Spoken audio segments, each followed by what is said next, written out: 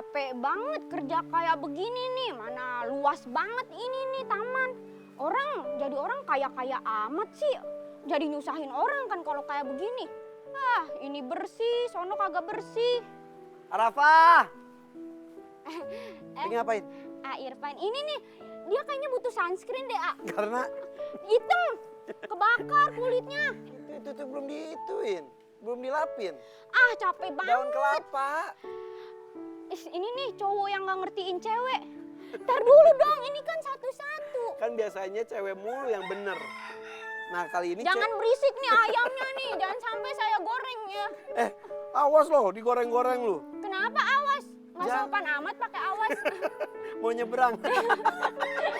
Ya udah, ada lagi nggak nih yang kira-kira bisa diundang lagi nih? Ada, Ada. Bintang tamunya luar biasa, Nih kayaknya dia udah WhatsApp Arafah sih. Gue udah di depan nih, jemput dong. Wah, udah. Nggak perlu dijemput ya. Emang dia. Inisiatif kamu. Pakai telepati kan tadi. Di depan Siapa tadi. Siapa ini? Ini teman Arafah. Namanya? Namanya Mbak Hagis. Oh Mbak iya. Hagis dari naik kereta tadi. Hagis. Bagus, iya benar. Tahu sih. Ya udah, Arafah siapin apa deh dulu kayak. Siapin apa ya di rumah kan nggak ada apa-apa sebenarnya. Maaf ya Mbak, di sini makanannya banyak kan hewan. Kasih Arafah ya. Ya. Makasih. Oke. Bagus, silakan duduk. Oke. Sambil berjemur gak apa-apa ya. Gak apa-apa, vitamin D. Betul, yang penting sekarang itu harus sehat. Sehat. Untuk mengenal Bahagis ini siapa? Kok bisa diundang di The Hakim? Nih kita lihat tayangan berikut. Oke. Tamu saya kali ini adalah seorang ibu hebat. Kenapa saya bilang hebat? Karena perempuan bernama Hages Budiman ini pada tahun 2006 lalu harus menerima kenyataan jika dia tertular HIV/AIDS dari suaminya yang seorang pecandu narkoba. Saya terinfeksi HIV itu dari tahun 2006. Saya kena HIV itu dari almarhum suami saya yang pertama, dan dia itu adalah seorang mantan pecandu nafsa suntik. Tak berhenti sampai di situ. Hages harus kehilangan suami hingga mendapatkan pelecehan seksual saat bekerja. Namun rupanya Hages mampu berjuang melawan titik terendah dalam hidupnya. Bertahan untuk anak. Mungkin menjadi motivasi terkuat bagi Hages untuk menjalani hidup. Selain itu, Hages pun berhasil menjadi aktivis HIV/AIDS lewat yayasan LSM Oda yang didirikan bersama suami keduanya. Lewat yayasan inilah, Hages mengedukasi dan memberi semangat penderita HIV lainnya untuk tetap kuat menjalani kehidupan.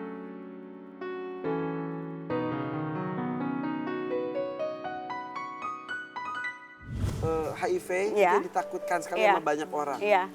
Gimana ceritanya bisa langsung terjerumus ke situ? Bukan terjerumus sih, Terjerumus, terjebak atau apa terjebak. istilah pasti? Ya, kenapa aku bisa terinfeksi kali ya, enak Terinfeksi ya. aja. Aku bisa terinfeksi HIV itu memang yang bandel itu dulu almarhum suami aku gitu. Jadi aku menikah sama seorang mantan pecandu dari tahun 90-an katanya dia seperti itu. Tahun 2000. Belum kenal saat itu? Belum kenal. Akhirnya memutuskan oke menikah Ya, karena dia tahun 2005. semua orang punya masa lalu. Iya, Tapi gitu. ternyata Ya sudah, akhirnya pas kita nikah, 1 bulan kemudian aku hamil. Setelah itu tahun depan aku melahirkan, 40 hari setelah aku melahirkan, dia mulai sakit, mengalami wasting syndrome. Dosa masa lalu. Dosa masa lalunya mulai bermunculan gitu kan. Mulai keluar kayak banyak jamur di mulut, jadi akhirnya dia nggak bisa makan, dia kena saat diare itu udah tahu juga. HIV? Aku? Enggak, suaminya pun? Belum Tapi tahu. tanda-tandanya gimana? Jamur banyak banget di mulut.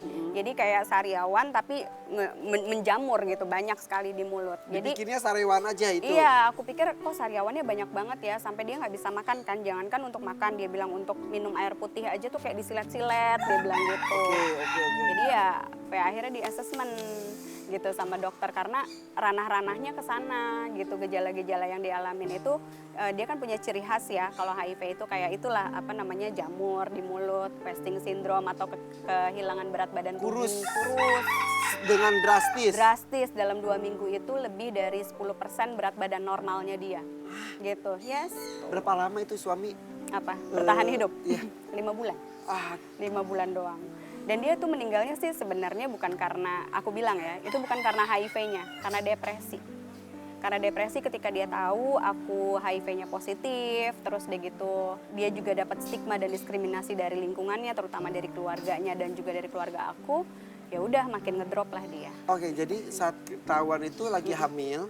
Aku udah melahirkan 40 hari. Udah melahirkan 40 hari, suami sakit-sakitan, Suami sakit-sakitan. diperiksa, akhirnya HIV, akhirnya sebagai istri diperiksa juga. Diperiksa juga. HIV juga. HIV juga. Anak?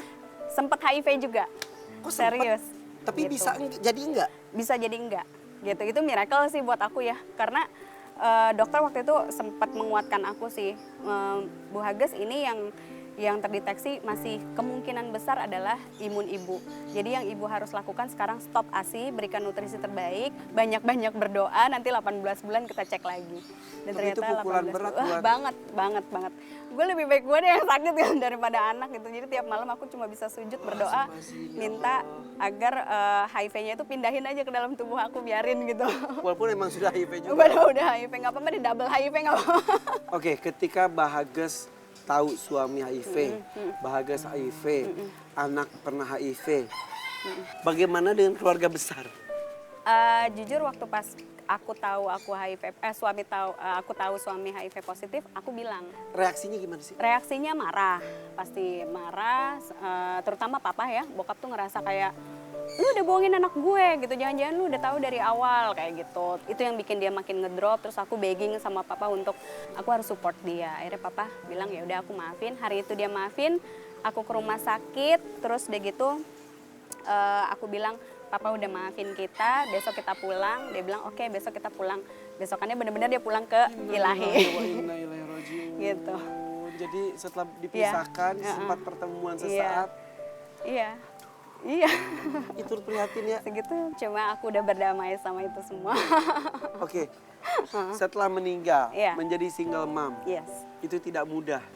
Ya, yang aku cuma bisa lakukan pada saat itu hanya cuma doa, sujud tiap malam, minta sama Allah untuk dikasih mukjizat, anak ini sehat, biar aku ada reason gitu untuk still alive gitu kan, untuk aku bisa struggle.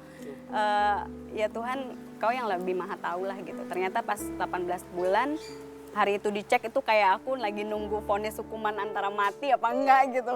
Alhamdulillah negatif. Alhamdulillahnya negatif, dan udah di situ aku mulai oke, bangkit gitu. Akhirnya fokus membesarkan anak. Fokus membesarkan anak. Bekerja. Mulai bekerja lagi pada saat Dari itu. situ? Iya. Oke. Dari mulai saat itu aku tadinya kan menutup diri ya, sempat introvert, sempat nggak pede, sempat kayak apa ya, kayak gimana sih hidup begini salah begitu salah. Tapi kesembuhan anak maksudnya dari positif ke negatif membuat semangat baru. Membuat semangat baru. Aku Sebelumnya bilang, pernah "Nggak bekerja bisa nggak? nih kayak gini. Bekerja, sempat beauty consultant tapi freelance gitu kan. Terus akhirnya aku bekerja di sebuah perusahaan asuransi. Ya ternyata di dunia insurance itu ternyata nggak mudah juga gitu ngejalaninnya. Nggak semudah yang Nggak dibayangkan. semudah apa yang dibayangkan. Ada kejadian yang bisa ceritakan nggak? Iya, jadi itu sial sih kalau gue bilang ya, karena memang sih senior aku pada bilang gitu kan. Mereka juga bilang hati-hati kalau misalnya nanti ada klien yang mau minta ketemuannya di hotel gitu. Terus aku bilang, oh iya, enggak gitu. Nah ternyata ada salah satu klien aku masih probation, waktu itu kan probationnya 3 bulan. Nah belum 3 bulan itu aku udah dapat klien gitu loh. Nah pas dapat klien inilah gitu kan, dibawa, ketemuannya sih di mall. Dia bilang tapi ada temennya dia yang mau beli insurance aku juga. Dengan begonya ya, dengan polosnya aku seneng dong gitu kan, karena kan harganya ratusan juta, bonusnya lumayan, udah Bawa ke hotel? ngebayangin kayak gitu. Dibawanya ke motel, di bener-bener di tengah tol itu ada motel di situ. Oke. Jadi gue gak bisa ngapa-ngapain. Terus? Ya udah dibawa ke situ. Pak, ketemuannya di sini. Iya, dia udah nunggu di atas gitu. Begitu di atas, kunci pintu, aku langsung ditodong pisau. Innalillahi wa Iya. inna ilaihi raji'un. Dia bilang katanya, kamu bersuara sedikit aja, aku tusuk. Dia bilang gitu kan, kamu jangan macem-macem, dia bilang gitu. Yang aku cuma bisa lakukan adalah aku nangis sambil aku tutup mulut aku sampai Astagfirullahaladzim, ya Allah lah, udah nangis gitu, karena juga dia dari belakang kan pakainya gitu, jadi aku udah cuma bisa nangis aja gitu. Terus itu dia udah selesai, diturunin di tengah jalan, aku di Sudirman dilemparin uang 150.000. Astag. Ini buat lu, kata dia gitu, this is for you, kata dia gitu. Karena uang aku tinggal 2.000 apa 5.000 aku lupa pada saat itu, akhirnya kayak nggak sadar gitu, gue ambil pulang beli susu, kasih susu anak tuh nangis gitu, ya Allah kok susu anak gue dari hasil begini gitu. Terus aku mandi berkali-kali, aku mandi kayak rasa badan masih kotor gitu. Terus aku udah saking emosinya aku celupin pala aku ke dalam bak, aku teriak sekencang-kencangnya biar nggak ada yang denger gitu. Terus aku mandi lagi, keluar ya udah biasa aja lagi. Gak ada yang tahu. Gak ada yang tahu. Aku nggak mau ada yang tahu waktu itu. Polis Karena asuransinya juga nggak jadi juga. nggak jadi juga. Emang niatnya untuk perkosa itu orang. I don't know, maybe. Akhirnya sampai rumah juga ya udahlah aku robek-robek aja karena aku nggak mau ketemu lagi dia. Dan itu harusnya bisa dilaporkan kan? Dia harusnya bisa karena tapi ketakutan aku jauh lebih besar pada saat itu. Aku siapa dia siapa, itu yang pertama. Dia kan orang asing juga, mungkin dia ada kedudukan atau bagaimana. Aku udah pikirannya udah kesana-sana gitu kan, takutnya itu malah berbalik. Satu lagi yang paling aku pikirin adalah dia nggak tahu aku HIV positif gitu kan. Jadi aku guilty feeling, takutnya dia ketularan gitu kan. Biarin, syukurin aja itu mah. Emang sih karma dibayar tunai, cuma kan Syukurin lu. gue kayak teman-teman nih, ngerasa yang lagi jahat. nonton nih, yang pernah nih, syukurin lo. Ih, ih, Iya kesel sih, banget ya. sebel ya dengernya ya. Enggak, Gimana gue sampai keringetan lo. Iya kayak gitu, jadi Ih. ya udah antara marah. Apa kamu? Apa kamu? Iya. Minumannya udah disiapin. Gak usah nih. ngomong minum ini, lagi nafsu nih gue nih. Lagi nafsu. Apaan? Taruh sini, Apaan sini, sini. Walaupun lu baru kerja di gue, gue nasihatin ke lu ya. Iya. Perempuan kalau itu harus punya feeling, punya insting. Iya. Ketika ada orang-orang yang mau iseng, lu harus tahu. Ya. Maksudnya iseng gimana? Ada beberapa bagian dari tubuh lo yang nggak boleh disentuh sama laki-laki. Ya, terus? Itu satu. Terus? Yang kedua, kalau ada tiba-tiba ada aneh-aneh itu, lu harus bisa menolak. Yang ketiga, jika sudah Aneh-aneh tuh aneh-aneh gimana? Ada setan kah atau ada setan? terangin dah. Misalnya ada orang yang ingin berbuat sesuatu jahat, misalnya mau perkosa.